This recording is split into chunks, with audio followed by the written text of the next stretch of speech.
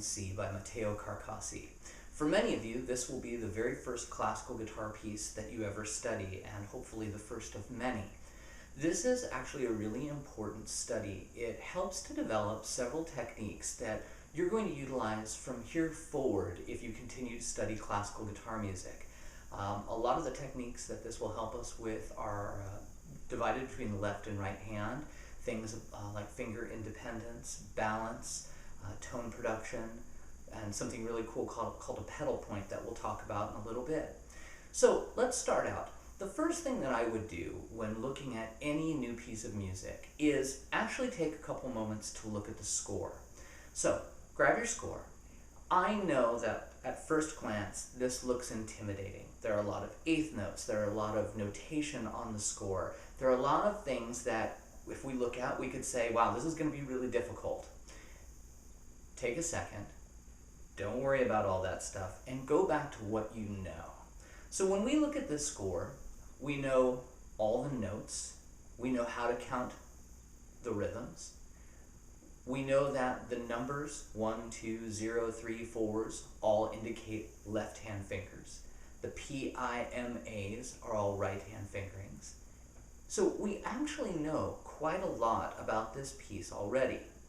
If we look a little bit more in detail, we might even be able to get some other things that are going to help us to make this a little easier. When I look at it, I notice that the first line and a half are one section that end in a double bar.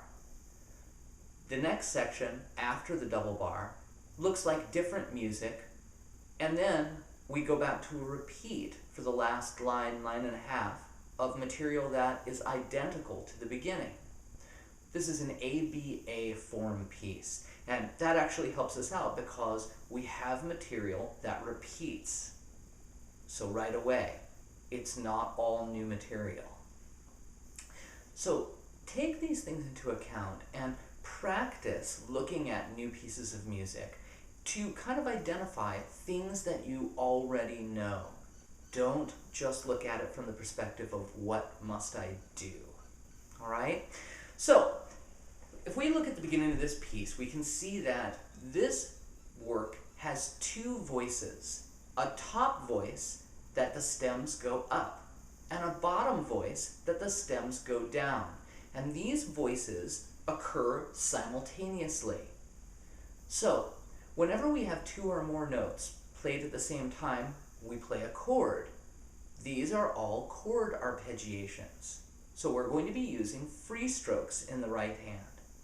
So let's start to address this piece. If we look at the first two notes, the high note is C, the low note is E on the fourth string. The next note is the open third string, G. The score also tells us that thumb is going to play the fourth string and middle finger is going to play the second string at the same time, and that index will follow with that G note. We can also see that we do this twice. So if I play just the first measure, we play. That's it. Let's look at the second measure. The low note is D, the high note is open B, with that G note following on the next eighth note beat. So we have. The next chord's a little funny. We have an F on the fourth string, third fret, and a D on the second string, third fret.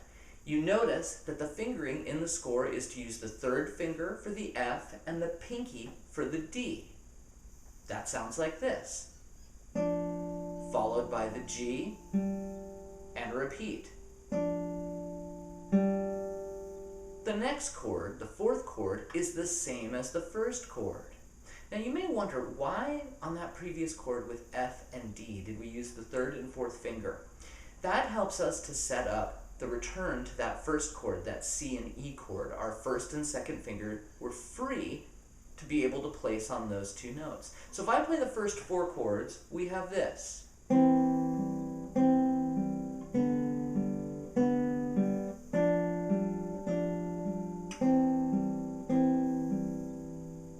The next chord, low C on the fifth string and high open E. again followed by G on the next eighth note beat, and then repeated.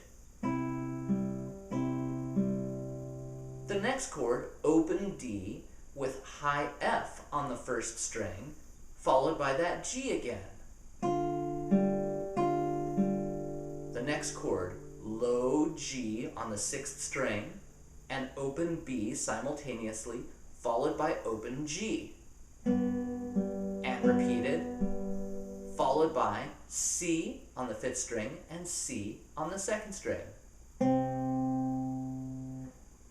One important concept to keep in mind as you work through the entire piece is thinking about not what you're playing, but how what you're playing will get you to what you're going to play next.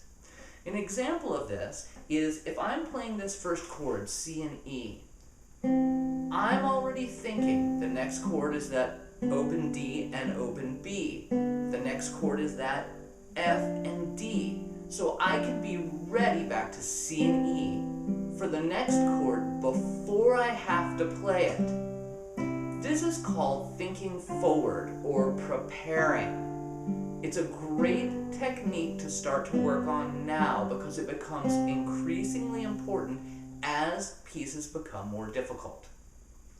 Let's talk about the second half. The second half we can see is different from the first half. The first half we start out with a low note played by the thumb and a high note played by our middle finger in the right hand. If you look in the second half after the double bar, we have two high notes followed by a lower note. The right hand fingering indicates that index and middle are going to play those two high notes, followed by the thumb on the lower note. So let's take a look at this. The highest note is open E. Your M finger is going to play that. The second higher note is C, second string, first fret. So we're going to play using index and middle free strokes, those top two strings, followed by a bass note with your thumb, G, the open third string. And then we repeat. The next chord, D on the second string, F on the first string, followed by that same open G. The next chord, C sharp on the second string, second fret, open E at the same time with index and middle, followed by open G. The next chord is a repeat, back to D on the second string and F on the first string with open third string as the bass note, repeated. The next chord is C on the second string, F sharp on the first string at the second fret, and the bass note shifts to the open fourth string, D, and we repeat. The next chord, open B on the second string, G on the first string, third fret, again with open D as the bass note on the next eighth note beat, repeated. We have a repeat chord, C and F sharp with low D. And we have open G, open B, and G on the first string, third fret. Played as a half note, held for 2 full beats. Then we return to the beginning. So you can already see there's a lot of structure in this piece and a lot of repetition within each section. Go back to the beginning of this video and take another listen to the complete piece. I want to give you a few other things to think about as you practice this work. Once you start to get going on it, and it starts to become a little bit more fluid because you're thinking about who's next, what's coming up, and preparing for the next chord change. One last bit of polishing is to de-emphasize your index finger in the first section and the last section. If you notice, on the first line and a half and the last line and a half, the open G is played over and over and over again. Whenever we have a note played over and over again, it's called a pedal.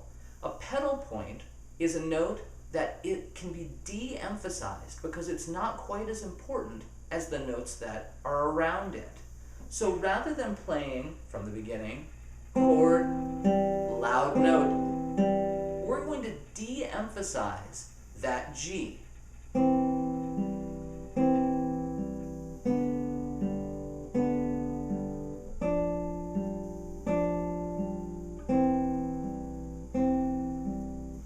What that does for us is it focuses us on the melody, which are the notes that have the stem going up, the high notes in this piece. I think this is a great exercise. I think that it will offer a lot of opportunity for you to develop new skills and to work through the piece. Remember that each section repeats, so we play the first part, repeat it, we play the last part, repeat it, and you've got the whole work. I hope that your study of this is fun and a little challenging, but this will lead us to be able to do greater technique.